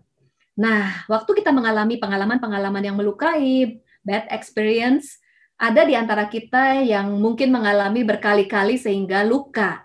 Mungkin kita sering diabaikan, jadi merasa kesepian. Mungkin kita sering disalahkan, jadi kita merasa tertolak atau merasa tidak berharga. Dan sebagai seorang anak, ini penting banget, kita ini punya need atau kebutuhan, emotional need. Singkatnya mungkin terbagi dari 4 emotional need, seperti kebutuhan merasa berharga, kebutuhan penerimaan, kebutuhan rasa aman, kebutuhan akan relasi, connection. Tetapi kan emotional need ini belum tentu kita dapat terpenuhi. Karena tentunya kita kan bukan hidup di dunia yang tidak sempurna, jadi ada kekosongan emosional need yang tidak terpenuhi. Contohnya, kita sering merasa kehilangan orang tua sibuk, kemudian kita tangki emosinya tidak terpenuhi, jadi kita merasa sepi. Emotional need yang kosong itu adalah relasi, jadi kita mudah kesepian. Untuk emotional need yang tidak terpenuhi di masa kecil, itu penting banget loh kita ketahui. Amati dan akui. Misalnya, saya dulu suka dibandingkan. Emotional need saya, jadi saya merasa anak yang kurang merasa berharga. Kalau saya tidak sadar dan tidak mengatasi, sampai saya dewasa, saya menjadi pribadi yang menuntut rasa berharga dari orang lain untuk memenuhi emotional need saya yang tidak terpenuhi masa kecil, yang tidak dipenuhi oleh orang tua. Akibatnya, entah mungkin rasa kesepian yang tidak terpenuhi, rasa berharga atau rasa aman yang tidak terpenuhi karena trauma-trauma. Jadi dalam hidup ini kita bereaksi, mencari penghargaan dari orang lain, mencari penghargaan dari pelayanan, menuntut penghargaan dari pasangan. Kemudian kita menuntut supaya nggak kesepian. Dan kemudian kita mungkin jadi takut juga untuk berelasi, jadi menghindar. Kan ada yang memendam, ada yang menghindar, ada yang acting out ya. Dan itu akan menjadi pola. Bagaimana supaya sembuh? Amati apa yang terjadi, lukanya di mana, lalu proses luka itu. Kalau ada luka dengan seseorang, ampuni secara detail. Lalu belajar untuk melakukan perubahan hidup. Ini penting banget, karena seringkali kita mau berubah, tapi sulit dan berulang-ulang melakukan hal yang sama. Karena ini adalah buah, tetapi ada akarnya. Untuk kita memperbaiki perilaku, kita perlu kenali sebenarnya akarnya di mana sih? Adakah emotional need yang tidak terpenuhi waktu kecil? Adakah luka yang membuat kita takut sesuatu menjadi trauma? Waktu kita berproses, kita dipulihkan, baru perilaku kita bisa berubah dengan cara pembaharuan perilaku. Itu penting banget. Semoga ini menolong ya, dan ini tentunya perlu proses identifikasi dan sebagainya. Oke, Ibu Erlin, saya serahkan kepada Bu Erlin. Baik, Ibu Iliana, betul harus mencari akarnya terlebih dahulu ya Bu, baru kita bisa tahu cara mengobatinya. Betul. Kita lanjut ke pertanyaan selanjutnya karena hari ini cukup banyak Bu pertanyaannya. Oke. Ibu Iliana, mengenai power of others, keterbukaan. Yes. Bagi orang-orang yang introvert, hal ini mungkin hal yang tidak mudah, beda dengan orang yang ekstrovert. Betul. Bagaimana bila saya termasuk orang yang introvert, saya tidak biasa untuk cerita kepada orang lain, apalagi saya ada pengalaman pernah dihianati, sehingga saya merasa insecure bila bercerita secara dalam kepada orang lain. Oke, sangat dipahami sekali. Saya juga termasuk introvert sih, gitu. Bercerita ini sebenarnya kita lihat ada level bercerita sih. Level bercerita yang menyembuhkan dan level bercerita yang yang sekedar cerita gitu. Seringkali kita tuh gampang bercerita tentang kejadian, kita gampang bercerita tentang mungkin yang paling gampang adalah kejelekan orang lain, hal-hal negatif gitu. Nah, bercerita tentang pengalaman negatif yang menyedihkan itu oke, akan menyembuhkan, Tetapi yang powerful itu adalah waktu bercerita bagaimana perasaan kita yang sesungguhnya, apakah kita merasa sedih, cemas, takut, merasa dilecehkan, merasa tidak dihargai, jujur dengan perasaan kita, lalu kita bercerita. Nah, proses bercerita itu adalah proses yang menyembuhkan. Baik orang ekstrovert, walaupun dia banyak bicara, tapi kan apa yang dibicarakan ada apakah itu berhubungan dengan isunya atau tidak juga kita tidak tahu. Banyak berbicara belum tentu itu menceritakan dan menyembuhkan. Karena apa yang dibahas? Jangan-jangan tentang orang lain, tentang topik tertentu. Tapi yang menyembuhkan adalah menceritakan pengalaman yang melukai dan bagaimana perasaan tersebut, apa yang ada di kedalaman hati kita waktu bercerita itu menyembuhkan. Baik ekstrovert dan introvert memang untuk kita bisa sembuh, kita memang perlu menghadapinya. Karena waktu kita mengisolasi diri, itu adalah cara kita untuk kita tuh sembuh pakai Tensoplast, tapi cuma temporer. Kan kita mau sembuh yang permanen. Nah, itu salah satu cara, the power of others. Kalau kita tidak menemukan safe person di komunitas, disitulah penting cari bantuan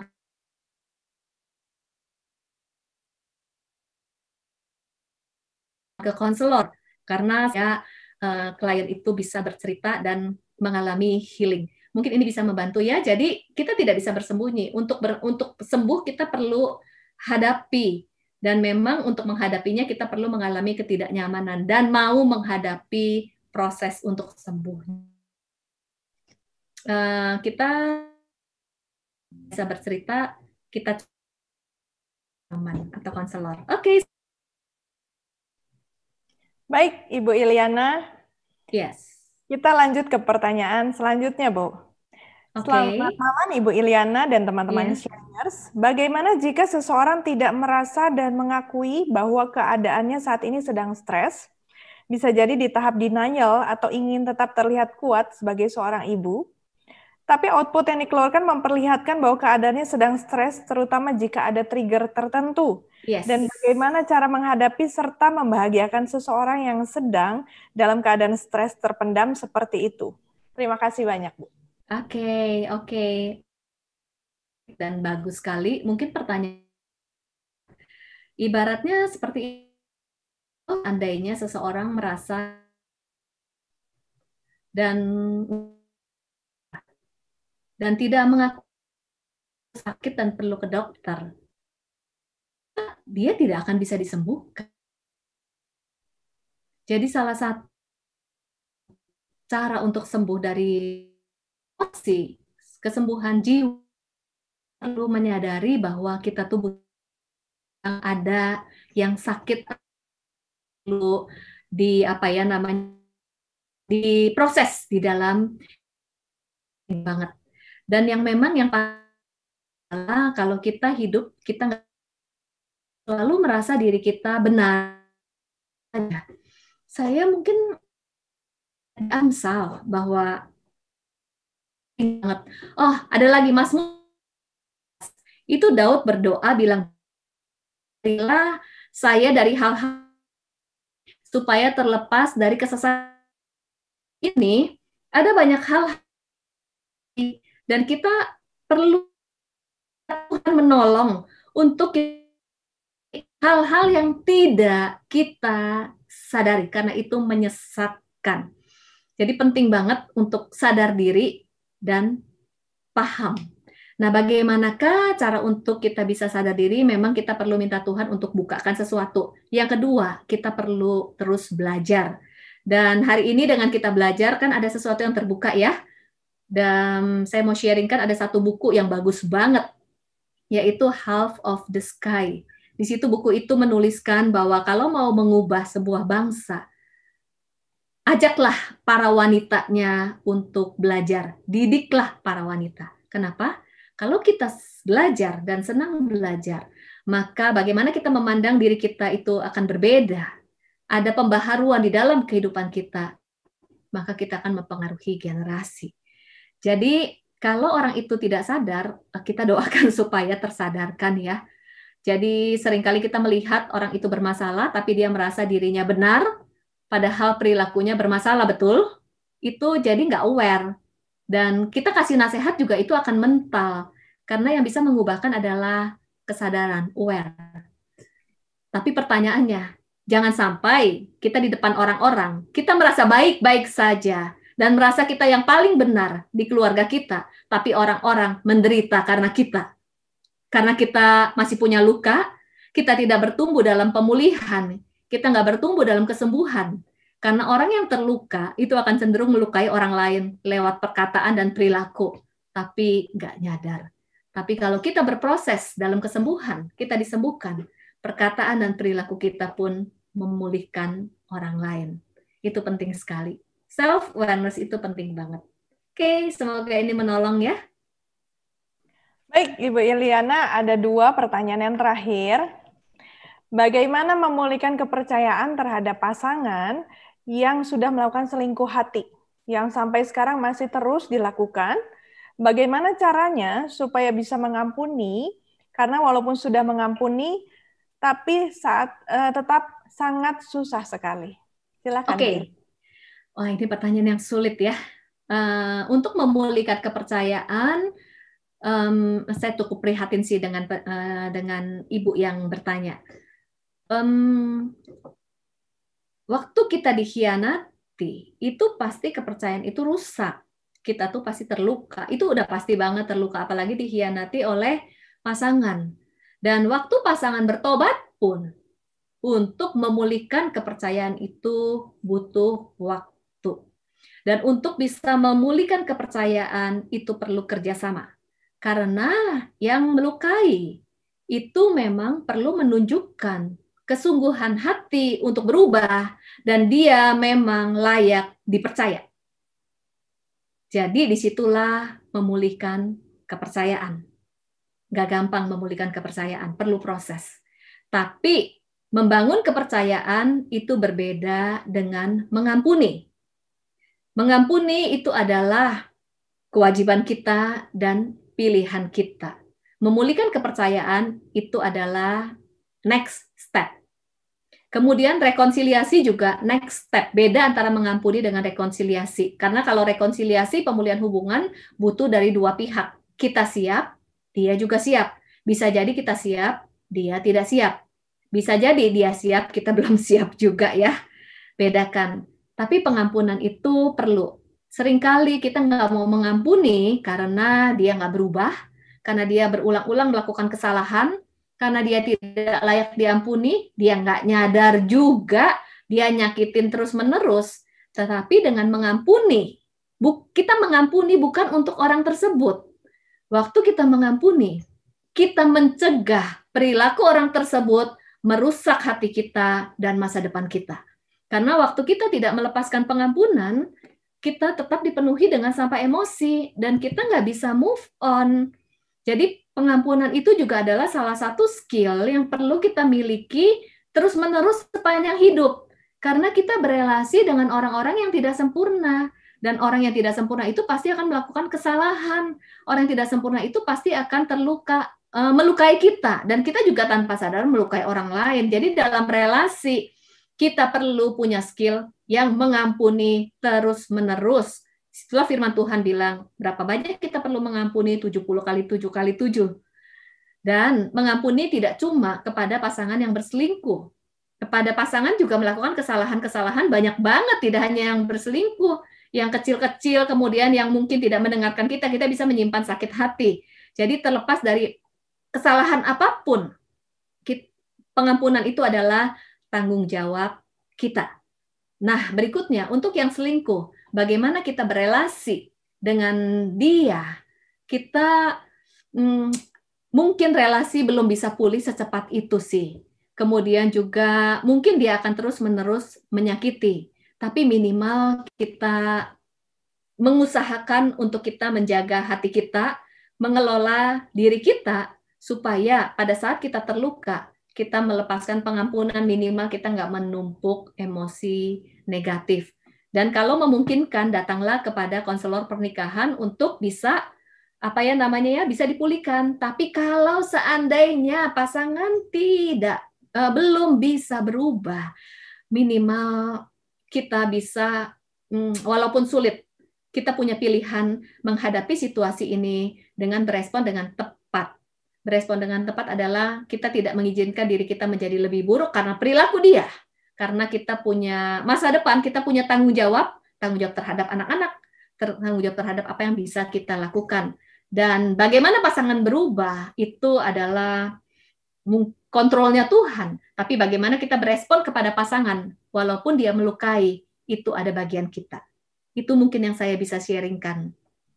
Walaupun tidak ideal, tapi ada bagian kita. Ya, semoga menolong. Powerful sekali Ibu Iliana. Mengampuni merupakan tanggung jawab kita dan harus dilakukan sepanjang umur hidup kita. Selama kita hidup harus tetap mengampuni ya Bu. Betul, betul. Ya, ini last question Bu dari semua pertanyaan yang ada. Ini last question. Ibu Iliana, bagaimana cara menghadapi orang di sekitar kita yang emosinya meledak-ledak dan tidak stabil? Bagaimana cara kita memposisikan diri dengan baik sebagai partner orang tersebut dalam rumah tangga maupun dalam pertemanan? Silakan Ibu Iliana. Makasih, ini pertanyaan yang yang baik. Kita lihat pergaulan dan partner. Kalau seandainya pergaulan, kalau kita tahu itu toxic people, pasti kita perlu hindari ya, karena pergaulan yang buruk merusak kebiasaan yang baik. Tetapi kalau misalnya orang itu memang tidak bisa kita hindari, seperti misalnya di pekerjaan, itu bos kita, ataupun juga itu adalah pasangan kita perlu menetapkan tentang set up boundaries. Kita perlu pahami ini tentang boundaries di dalam kehidupan kita. Yang pasti, yang pertama, jangan lupa, apapun yang terjadi, kalau misalnya kita stres dan emosi kita terpengaruh, kita perlu memproses dengan cara yang tadi, amati, akui, kemudian identifikasi, lalu proses emosi, dan cari solusinya, gitu ya. Nah, yang berikutnya memang tadi saya belum bahas adalah set up boundaries. Set up boundaries itu begini. Memang, misalnya partner kerja kita, bos kita, melukai kita, oke, kita proses emosi, kita mengampuni, tapi kita perlu pahami perilaku dia dan bagaimana dia berperilaku di luar kontrol kita. Kalau kita mengekspektasi dia sesuai harapan kita, seharusnya bos seperti ini, seharusnya teman saya seperti ini, seharusnya pasangan saya seperti ini. Semakin kita berekspektasi bahwa perilaku orang lain seperti yang kita harapkan, kita akan menyusahkan diri sendiri dan kita akan capek hati. Karena bagaimana dia berperilaku, bagaimana sikap dia, entah orang lain ngomongin kita atau enggak, bagaimana orang itu berpikir tentang kita, itu di luar kontrol kita dan itu adalah haknya. Kita perlu pahami itu. Oke? Sekarang bagian kita. Apakah kita mengizinkan diri kita terus-menerus terluka dengan perilaku orang tersebut? Itu adalah pilihan kita. Oke, misalnya gini, dia melukai, saya ampuni. Tapi saya tidak terus-menerus di dalam luka tersebut menjadi pikiran, menjadi beban, dan kita nggak bisa ngapa-ngapain. Oke, dia nggak berubah. Tapi saya punya pilihan untuk move on. Itu. Kita perlu punya pemahaman itu dulu.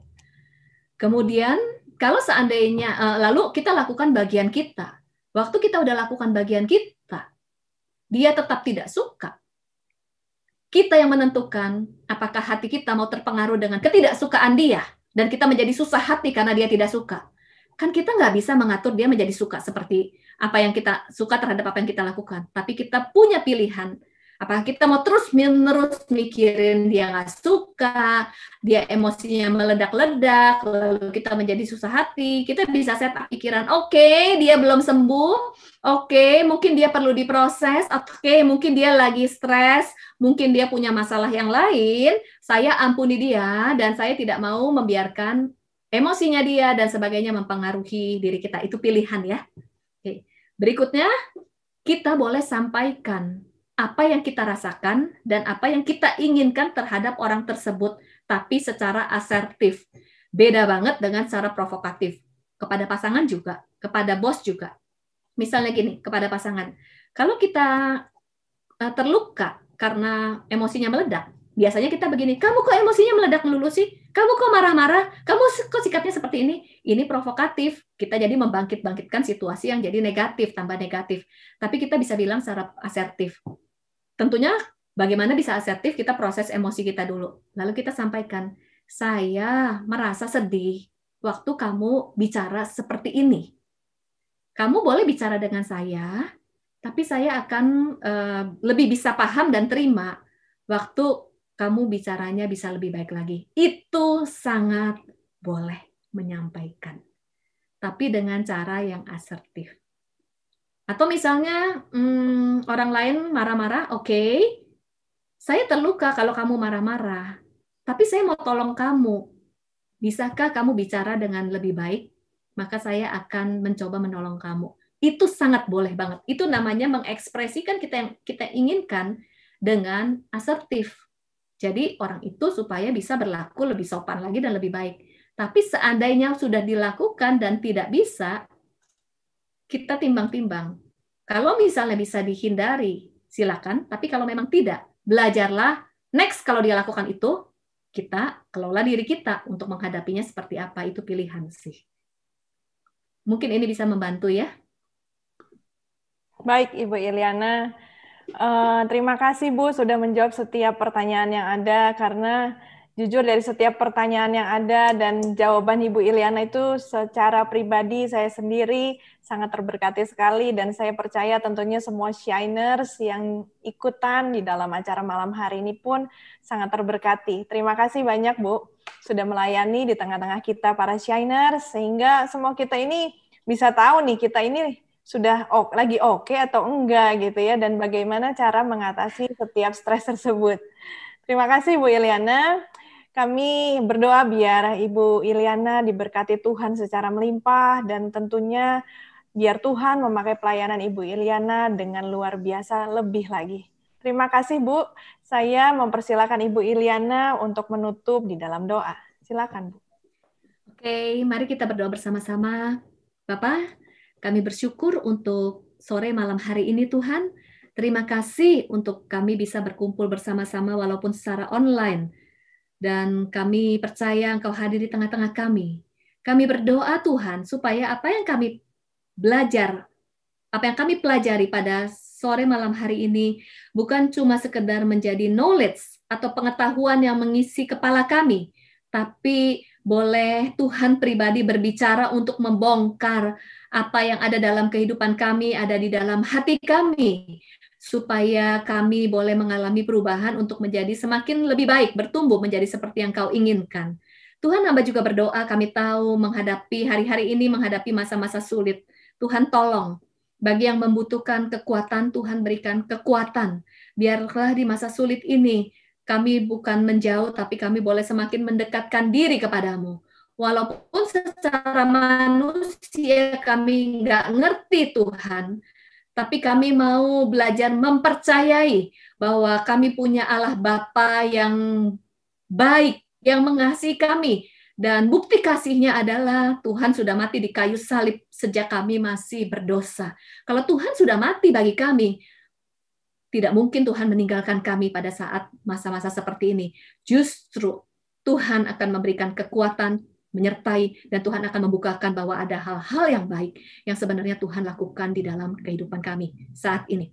Tuhan, kami juga mau bilang, walaupun sulit, tapi kami mau belajar bahwa sekalipun apapun yang terjadi di hadapan kami, sekeliling kami mau bilang seperti Asaf, bahwa Tuhanlah yang kekal selama-lamanya, bahwa Tuhanlah yang kami ingini lebih daripada berkat-Mu.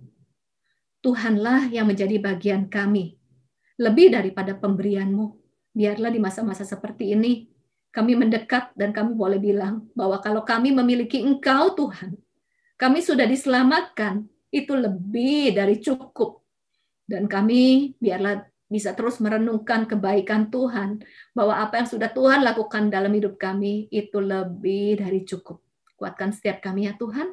Terima kasih. Kami juga berdoa untuk gereja ini, untuk wadah ini. Tuhan terus pakai untuk menjadi saluran berkat, sehingga banyak orang boleh terus datang kepadamu dan mengalami pertumbuhan di dalam Engkau. Dalam nama Yesus, kami berdoa dan mengucap syukur. Amin. Terima kasih Ibu Iliana. Terima kasih. Baik Shiners, sebelum kita mengakhiri acara hari ini, saya mau mengajak para Shiners untuk memfollow Instagram Shine Ministry Bandung, yaitu @shineministry.bdg untuk mendapatkan informasi-informasi seputar acara Shine di event berikutnya dan juga acara-acara menarik Shine yang lainnya akan diinfokan juga melalui WA Blast yang sudah biasa dilakukan. Apabila para Shiners ada yang belum mendapatkan WA Blast, bisa langsung menginformasikan ke nomor hotline Shine Ministry Bandung di 0812 8199 0905. Saya ulangi sekali lagi, 0812 8199 0905. Informasikan ke nomor tersebut bahwa Shiners ingin mendapatkan WA Blast untuk acara-acara Shine yang lainnya. Sebelum saya menutup acara hari ini, acara yang luar biasa, sangat terberkati, berkenan kiranya Ibu Leli, yang merupakan istri dari Penatua GKPB Fajar Pengharapan, yaitu Bapak Tatang Budiarto, saya mempersilakan waktu dan tempatnya untuk memberikan pesan-pesan bagi seluruh para Shiner di seluruh Indonesia yang mengikuti acara pada malam hari ini, dan juga sekaligus untuk menyampaikan doa penutup untuk menutup acara kita pada malam hari ini. Baik, Ibu Leli sudah bisa hadir di sini dan terhubung dengan kami, Bu. Ya. Mari kita berdoa. Saya mengucap syukur untuk Ibu Iliana Widodo untuk pelayanannya, dan terima kasih juga untuk semua yang terlibat dalam pelayanan malam hari ini, dan juga sama semua Shiners yang mengikuti acara ini. Semoga kita semua selalu oke dan kuat menghadapi masa yang tidak mudah ini. Marilah kita menutup pertemuan ini dengan ucapan syukur kepada Tuhan. Kami bersyukur ya Tuhan untuk pertemuan Shine pada sore hari ini yang telah berlangsung dengan baik. Bersyukur untuk Ibu Eliana Widodo yang telah menjadi saluran berkat bagi kami. Semoga Tuhan memberkati pelayanan dan kehidupan keluarganya. Juga mohon berkat untuk semua saudari yang telah bekerja melayani hingga acara ini dapat berlangsung. Kami berdoa agar semua kita keadaannya selalu baik-baik, tidak kurang sesuatu apapun, dan Tuhan menyertai kita dan keluarga dalam melewati masa pandemi COVID-19 ini. Berkati kami semua ya Tuhan, dengan kesehatan yang baik, berkati keluarga kami, berkati semua usaha dan pekerjaan serta pelayanan yang kami lakukan. Jadikanlah kami berkat yang memberkati banyak orang, dan nama Tuhan dipermuliakan. Saudara-saudara yang terkasih, terimalah berkat dari Allah Bapa di dalam Tuhan Yesus Kristus, dan dari kuasa Roh Kudus yang menyertai kita untuk selama-lamanya.